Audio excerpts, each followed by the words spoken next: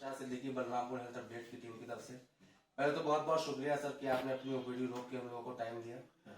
कुछ चीजें होंगी सर जो पूछना चाहेंगे आपसे। सर सबसे पहले तो मैं मेडिकल रिप्रेजेंटेटिव खुद ही हूँ, तो इससे जुड़ा एक क्वेश्चन रहेगा सर कि मेडिकल रिप्रेजेंटेटिव की क्या भूमिका है आपकी नजर में स्वास्थ्य व्यवस्था में?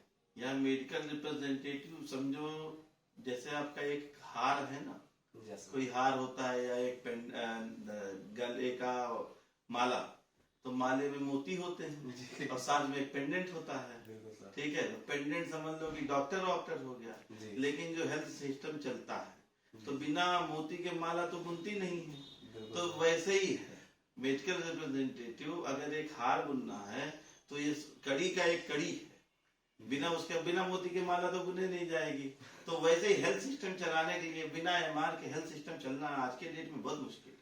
बिल्कुल सर, समझिए। तो इसलिए तो इसका भूमिका क्या, मतलब माला में बोलोगे मोती की क्या भूमिका है? बहुत बहुत शुक्रिया सर की। तो वही सिस्टम है कि मोती है और एक पेंडेंट है। अब उसी में पेंडेंट ब्यूटीफुल हो जाता है, थोड़ा बड़ा हो जाता है जो उसका, तो डॉक्टर समझो वही हो गया। सही बात। और बाकी मोतियां तो बिना उसके सहयोग के, खाली पेंडेंट अगर डाल दोगे कहीं तो फायदा है कुछ नहीं। वही सिस्टम है। अभी इसके अब क्या बताया जाए। सही बात है। और सर डॉक्टर का पेशा सर आपने क्यों चुना सर? यार ये तो बहुत बड़ा सवाल है। पहले तो हम यही के पैदाइश है, शुरू से ही देख रहे थे, माँ बाप की भी इच्छा थी कि डॉक्टर बनो, शुरू से देख रहे थे बलरामपुर में देखो कहाँ डॉक्टर। बिल्कुल सर। तुम तो हमसे बहुत जूनियर हो, मतलब बाद में पैदा हुए, हम तो पहले। लेकिन जो यहाँ का बेसिक रिहाइश है जिसका, जो यहाँ पैदा हुआ है, उसको डॉक्टर की अहमियत और कीमत पता है। बिल्कुल सर। तो पहले से यही सब देख के सोचा कि नहीं हमको डॉक्टर बनना है और लोगों की सेवा करनी है। मेरी माँ यही सिखाती थी कि क्या बोलते कुछ ऐसा काम करना है। तो हमको लगा कि एक सेवा करने का, वरना सब पूरी दुनिया छोड़ के मैं बलरामपुर क्यों आता। सही बात। रीजन है मेरा तो यही कि आपको डॉक्टर बनना है, क्योंकि वो भी, तो मेरी दादी भी बीमार रहती, सब कोई बीमार भी रहता था। तो ये सब देख के, क्योंकि डॉक्टर थे नहीं, तो पहले से दिमाग बैठ गया था कि मुझे डॉक्टर बनना है, तो इसीलिए डॉक्टर बन गया।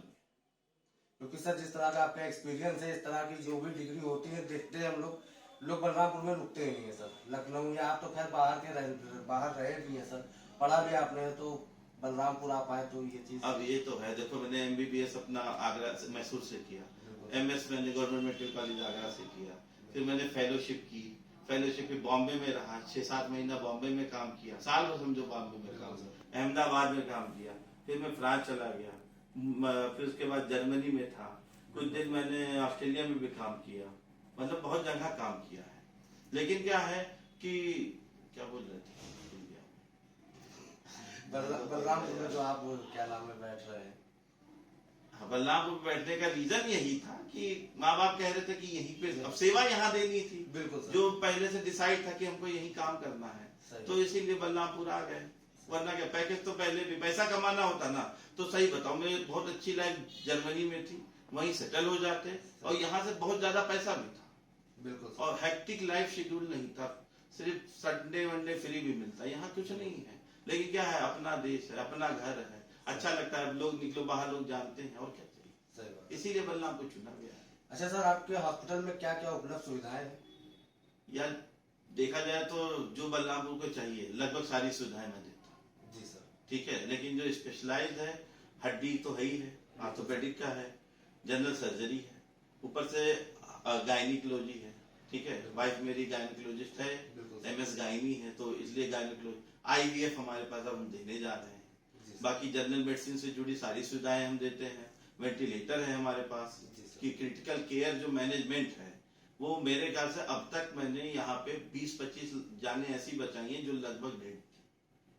हमारे यहाँ वेंटिलेटर पे मैंने आउट किया है, इसका रिकॉर्ड है।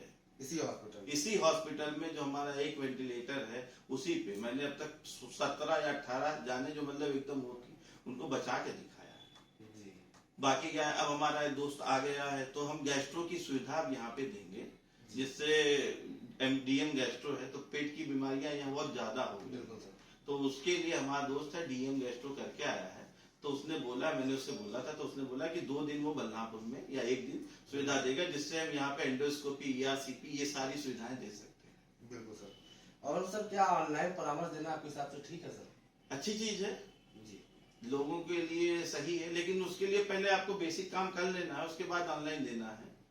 लेकिन बहुत चीजें ऐसी हैं जिसमें जरूरत पड़ती है ऑनलाइन की सुविधा देने के लिए, जैसे पेशेंट आ नहीं पाता है तो उनके लिए ठीक है ऑनलाइन दे सकते हैं, मैं खराब नहीं मानता, मैं खुद देता हूँ ऑनलाइन तो प्लेटफॉर्म। सर मौजूदा समय में आपके हॉस्पिटल में कौन डॉक्टर अवेलेबल है? मैं खुद अवेलेबल हूँ, बिल्कुल सर। मेरी वाइफ अगले महीने से अवेलेबल हो जाएगी, तो वो गायनी का पूरा देगी, साथ में हम आईवीएफ स्टार्ट करने जा रहे हैं, जो आईवीएफ की उसकी ट्रेनिंग कंप्लीट हो चुकी है, और पहले भी वो अपोलो में आईवीएफ का काम करती थी। अपोलो में भी थी, अपोलो में, सहारा में भी थी, चंदन में भी थी। बिल्कुल सर। प्लस जनरल सर्जरी है हमारे यहाँ, अतर आता है। बिल्कुल सर। और अब मैंने बताया गैस्ट्रो भी हम देंगे, बाकी पीडियाट्रिक का काम हो ही रहा है।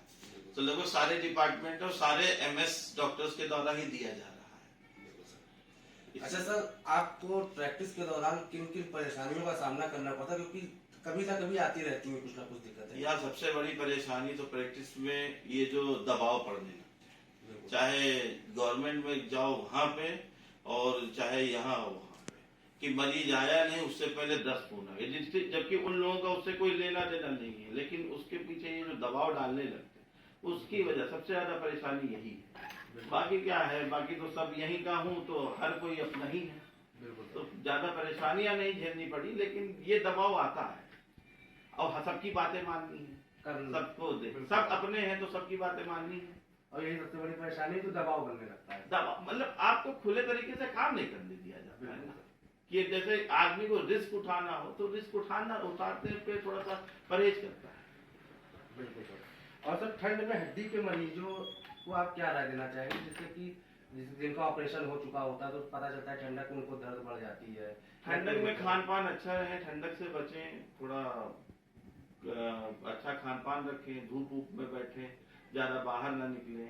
और सर एक सबसे बड़ा क्वेश्चन सर, इतनी एनर्जी आप मतलब टाइम कैसे दे पाते हैं सर? आप हॉस्पिटल पे भी देखते हैं, गवर्नमेंट हॉस्पिटल में भी, अपने हॉस्पिटल को भी टाइम देना होता है सर?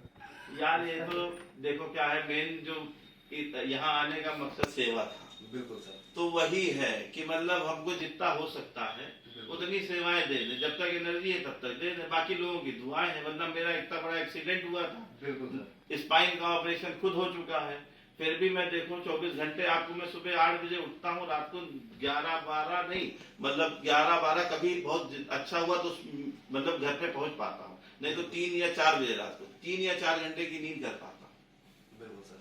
तो ये सब उन्हीं सब की दुआएं हैं, बाकी जब तक है एनर्जी तब तक दे रहे हैं। तो सर आयुष्मान भारत योजना का भी आपके यहाँ इलाज होता है सर? आयुष्मान, तो एक महीने में सर कितना ऑपरेशन उससे? आयुष्मान से लगभग मैं महीने में 15 ऑपरेशन कर देता हूँ, 10 से 15 मिनिमम, और बड़े ऑपरेशन। आयुष्मान बहुत अच्छी योजना है, सरकार के द्वारा दी गई है, मुझे तो बहुत अच्छा लगता है, और गवर्नमेंट के द्वारा ये बहुत अच्छी योजना दी गई है, सरकार के द्वारा भी बहुत अच्छी, गरीबों का इलाज होता है।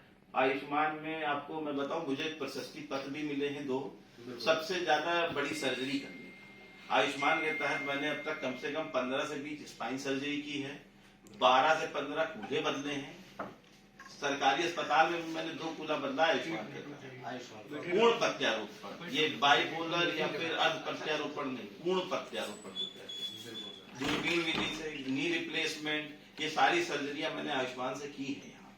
तो उसके लिए मुझे 2 बार अब तक, एक बार मिल चुका है, दूसरा बताया गया है कि मिलने वाला है, कि इस पूरे मंडल में सबसे बड़ी सर्जरी करने का अवार्ड जो है वो मुझे मिलने वाला है। बिल्कुल सर। और सर आपके हिसाब से किन बदलावों की जरूरत है हमारे स्वास्थ्य व्यवस्था में, जिससे थोड़े और यार डॉक्टर्स आ जाएं, थोड़े और लोगों को लगे कि ये हमारा घर है, तो बस काम हो जाएगा। अभी जैसे एक अच्छी खासी टीम 16-17 तो एमएस आ ही गए हैं। बिल्कुल सर। ठीक है, हम ये नहीं कह रहे हैं, बाकी तो सब डॉक्टरों का सपोर्ट है ही है, लेकिन जो एक स्पेशलाइज्ड वर्ग है, स्पेशलाइज्ड होना चाहिए, तो वो डॉक्टरों की टीम अब यहाँ तैयार हो गई है, तो उसका फायदा यहाँ के लोगों को, रिफरल रेट कम हो जाएंगे। अब देखो बहुत ज्यादा रिफरल रेट कम हो गए हैं, आपको यकीन नहीं होगा, मैं बाहर से मेरे पास आके बड़े रिप्लेसमेंट कराने वाले मरीज बहुत ज्यादा, बाहर से भी पेशेंट आ रहे हैं। बाहर से आपको मतलब ये बहराइच के आगे नानपारा से आपके करनाईगंज तक के पेशेंट आते हैं मेरे पास इलाज कराने के लिए, वो बड़ी सर्जरी कराने के लिए, तो उतनी दूर से मरीज आएगा तो फिर अच्छा बात है ना। बस ये है कि यहाँ थोड़े और बढ़ जाए, जैसे कार्डियो विभाग थोड़ा सा अच्छा हो जाए, जिससे कि मरीज को रिफर ना करना, सही बात। खाली वेंटिलेटर से थोड़ी सब हो जाएगा, लेकिन जितना आप बेसिक कर सकते हो उतना बचा लेते हैं, लेकिन बाकी तो दिक्कत है, थोड़े डॉक्टर्स की और जरूरत है। लोग अपना घर समझ के आ जाए मेरे जैसा, बस काम खत्म, जरूरत नहीं पड़ेगी। बिल्कुल सर। हाँ। बहुत बहुत शुक्रिया सर टाइम देने के लिए बलरामपुर हेल्थ अपडेट को। Okay, thank you.